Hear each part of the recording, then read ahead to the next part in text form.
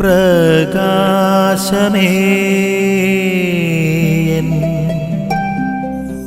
മിഴി തുറക്കുക വേഗം.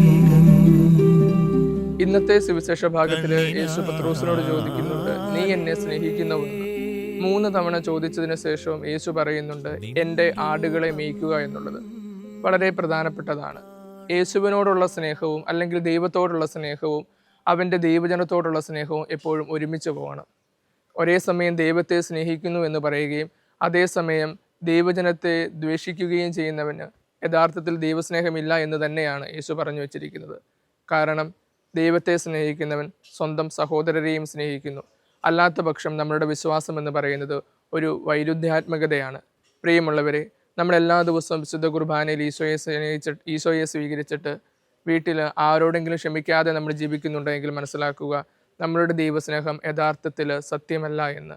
നമ്മൾ വലിയ രീതിയിൽ ആരാധനയും വണക്കവാസവും ഒക്കെ ദൈവത്തിന് നൽകിയിട്ട് നമ്മുടെ സഹോദരങ്ങളോട് ശരിയായ രീതിയിൽ പ്രവർത്തിക്കുന്നില്ല എങ്കിൽ മനസ്സിലാക്കുക, നമ്മളുടെ വിശ്വാസം യഥാർത്ഥത്തിൽ ആധികാരികമല്ല എന്ന്.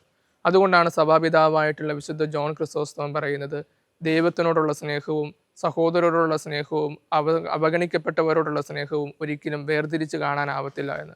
നമുക്ക് ചിന്തിക്കാം, നമ്മൾ ദൈവത്തെ സ്നേഹിക്കുന്നു എന്ന് പറയുമ്പോൾ നമ്മളുടെ സഹോദരരെ, ആവശ്യക്കാരെ, നമുക്ക് നേരെ കൈനീട്ടുന്നവരെ നമ്മൾ കൂടെ കൂട്ടുന്നുണ്ടോ എന്ന്.